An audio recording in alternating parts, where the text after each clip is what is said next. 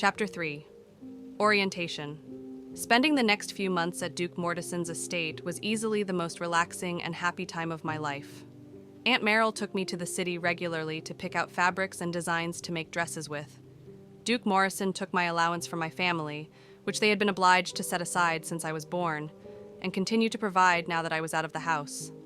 Because I hadn't spent any of it, since I hadn't known it existed till now, I had substantial funds to pay for the clothes and beauty supplies I was expected to have available as a young noblewoman.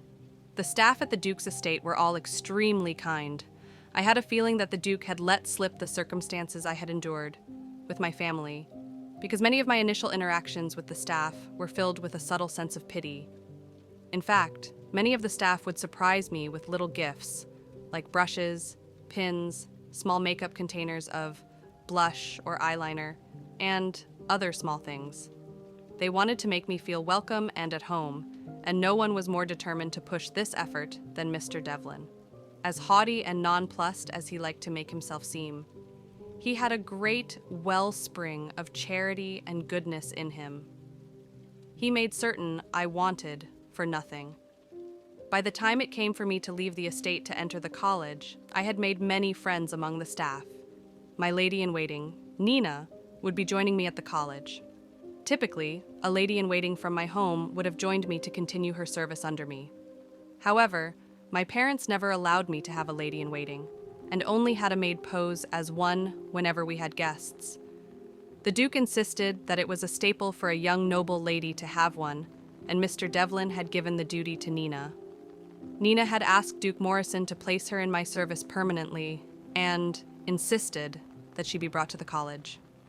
She and I had developed a rapport together that neither of us wished to see broken. Nina was kind, considerate, and detail-oriented. She helped me study the lines of nobility in the colonies so that I could have a chance of knowing something about any family that might come up in conversation. If I had been learning this information all my life, I would have made it a point to memorize them all. Unfortunately, the few months I had before college started was only enough to learn some basic information on each family. The day finally arrived, and the servants had my bags packed onto the back of the carriage. I was dressed in a robin's egg blue dress with gold and silver accents. Duke Mortison had made sure that his carriage had been cleaned and polished to a high shine. The horses had been washed and brushed so that their coats caught the light with a glossy sheen, and their manes had been braided with silk cloth and jewels. The Amellian College served only the most prestigious of magic users, typically from meticulously crafted bloodlines. As I understood it, most students arrived with a large entourage from their house. The larger and more elaborate the arrival, the more prestige the student was assumed to have. Duke Morrison had ensured that my carriage would not be alone. In fact, he had all of his carriages readied for the trip, and had commanded my family to do the same with theirs. My family, who were at the Duke's estate waiting for us for leave, had come dressed as well as possible. Looking out from the windows, I could tell that they prepared the carriages and horses to a standard that the Duke would expect. It was rare for two noble houses to send carriages for a single student, so this would at least add some prestige to my name, when I would be a relatively unknown noble, thanks to my family's standing, and how they'd mostly hidden me away. Aunt Morell joined me in the lounge, smiling proudly. "You look lovely, Merida. Are you ready for your big day?" She was being kind, of course. I was in my witch robe, as all students were required to wear on the day of orientation, and it made me look like a clown in this world. But I appreciated the sentiment. I offered Morell a quick curtsy. "I'm excited to see what the college is like. I'm not so excited about having to deal with father and mother." She chuckled and shook her head. "Not to worry, my dear. They won't do anything untoward today. Not with the Duke watching them. You can be assured of their honorable compliance." "Honorable but begrudging compliance," I corrected her. "True enough," she sighed, "but it will be a trifle. After today, you won't need to have much to do with them for the next 4 years. Now, with that said, shall we go to the carriage?" I took a deep breath to compose myself for the upcoming abrasive reunion with my family. Very well. Morel walked with me through the mansion and out to the waiting carriages. My family stood near our carriage and seemed to bristle when I approached them. Father looked at me with cold detachment, while Mother scowled at me with blatant, seething fury. My siblings seemed annoyed that their detestable elder sister was holding any kind of sway in the moment. I offered my parents a respectful curtsy. "Good day, Father. Mother, I appreciate you coming to see me to orientation." Father took a long, slow breath. "Yes, well, your benefactor insisted." There had been the slightest fleeting hope in me that hoped he would have given a different answer. I gave a defeated sigh. "I see. I was hoping that you would have at least wanted to show how proud you were of me for qualifying for the Royal College." There was a moment there where the slightest flash of empathy seemed to appear on Father's face, before Mother's scathing rebuke snapped out. "You should be grateful that we're even here. Were it not for the insistence of Duke Mortison, we would not be wasting time with this farce." "Her induction into the Royal College is no farce, sister," Aunt Merrill replied calmly, but with a cautionary undertone. "Even you can't pretend that Merida going to the Royal College won't bring some prestige to our house, which, I should remind you, will help to stymie the loss of face to our collective reputation the two of you caused with your treatment of her." "Now, you see here," Mother began, stepping forward and raising a finger to Aunt Merrill. "I trust the reunion is going well?" Duke Mortison asked as he approached us. We all turned to face the Duke and genuflected as a group. Duke Mortison looked at Father. "I'm glad to see you could attend the orientation with your family, Baron Sylvia. Your daughter has been an absolute delight to entertain these past few months. I can only hope that she has lived up to your, no doubt, exceeding standards," Father replied diplomatically. The Duke gave a derisive snort. "If you had been able to see past your own perceived slight to your reputation and simply acknowledged your daughter's potential, you would be in the greatest of moods this day. Your daughter is about to make her debut, and I have no doubt that she will prove to be a prodigy among her peers." Father took a moment to assess me. The sight of me always seemed to stir him to anger, but I thought I caught the slightest bit of regret that I would have to wear what was essentially a clown costume. Instead of responding directly to the Duke's rebuke, he moved to the side and opened the door to the family's carriage. "We are always pleased when a Sylvia proves themselves worthy of entering Her Majesty's Amellian College." I stepped forward and looked up at him, seeking that little spark of regret, wishing to see the crack in the armor of derision to find the man beneath it. It had been the closest I'd ever seen him look to being sorry for how he'd treated me over the years, and I had hoped that I might see it again. Alas, he wouldn't look at me. He simply held the door open. I sighed mentally and smiled outwardly. "I only hope to do you and the family proud, Father," I said as I curtsied, then stepped up into the carriage. Duke Mortison watched the father and mother enter the carriage, making sure they didn't utter a single barbed word my way. Once we were comfortable, the Duke led my siblings to their own carriage that would ride behind us. It was tradition that first-year students rode with their parents so that they could share in the moment, while prospective younger children would ride separately so that they could see what would be expected of them, should they also gain entry to the college later on. It was an awkward few minutes as I sat in the carriage with father and mother, while the rest of the carriages were packed with things for my stay at the college, and their occupants made themselves comfortable before the carriages began to move. It would take nearly half an hour to arrive at the college, and sometime after that for our turn to enter and make my debut. "You look well," Father said with a neutral tone. "You always did clean up well." I smiled, remembering the few times they'd made sure I was clean and dressed well to make it look like I was well treated when guests came to dinner. It made me wonder if he regretted the way I'd been treated. I wanted to ask, but imagined that asking such a question would only start an argument, and that wasn't something I wanted to engage in at the moment. "Thank you," I replied simply. "Are you looking forward to your classes?" Father asked with a neutral tone. My instinctive reaction was to respond by telling him that I would look forward to just about anything compared to how I'd been treated at home, but thought better of it. Instead, I smiled and nodded. I am. Duke Mortison tells me that there are a number of different elective classes that touch on more unique fields of study. Oh? Do any of them stand out to you? Father asked, a hint of actual interest in his voice. I smiled wider at his interest and nodded excitedly. Actually, there is. There's a course offered by Professor Maxwell Duva in material sciences that I think will be especially interesting. Mother scoffed. Material sciences? A non-magical class in college which focuses on magical educa. That's rather enough, Linda. Father interrupted Mother's mockery. My look of shock must have matched Mother's expression of incredulity, because Father gave us both a look that said he'd have no more of it. Merida is a woman grown and has proven herself worthy for entrance to the college, Father said with an authoritative tone. Her interests are her own to pursue, and the least we can do is encourage her. Now I knew Mother and I were sharing the same flabbergasted expression. It's rude to stare, Merida, Father said flatly. I should think you would have learned that much by now, at least. I couldn't help myself. After being treated so terribly for so long, for Father to finally stand in my defense stirred my emotions. I leapt to my seat and wrapped my arms around his neck and hugged him close. To my surprise, he pat my shoulder gently. Now, Father soothed me.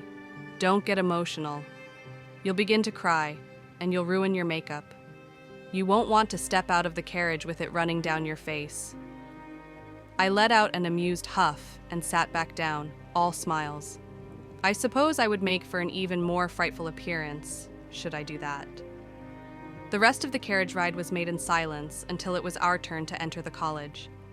The carriage train erupted with music and magical displays that were coordinated by the Duke. I looked out the window to see the college grounds for the first time. There were large hedgerows that seemed to move, with fountains that had magical, moving statues. The walls surrounding the campus glittered like polished nacre, with each stone block rippling with a myriad of colors. Flags and banners with numerous coats of arms billowed in the breeze, and there were shouts of encouragement and welcome coming from the crowds of people who stood on either side of the path watching the carriages. The college's primary building was essentially a giant castle. It had a fairy tale Gothic style, with elements inspired by various European castles. Its towering spires and turrets created a whimsical silhouette against the bright blue autumn sky. There were gold and silver accents, banners, and intricate stone carvings. The turrets are topped with shimmering crowns, and the entrance was marked by grand archways. The grounds closest to it were filled with lush landscaping, pathways, and entertaining water features that tickled the imagination. There were dozens of other buildings, each as grand and intricate as Duke Mortison's mansion and estate. It was safe to say that the Amellian College was a place of grandeur and magic, concentrated on a campus that was nearly 40 square miles in size. As the carriage approached the front steps to the castle, a loud voice called out, "Lady Merida Sylvia, daughter of David and Linda Sylvia, ward to Duke Verold Mortison." One of the servants opened the door to the carriage, and Duke Mortison was standing there, a large smile on his face. Mother exited first, followed by Father, who took my hand and helped me out of the carriage. Duke Mortison took my hand from Father and led me up the front steps of the college, where a large number of people, dressed in witch robes, waited in a professional formation. I understood that this was the Student Royal Court. Every student of the college was a part of the Student Royal Court, with your position based on your year, effort, and grades. Duke Mortison had taken his time to educate me on the intricacies of how the court operated and what was expected of me when I was presented to them.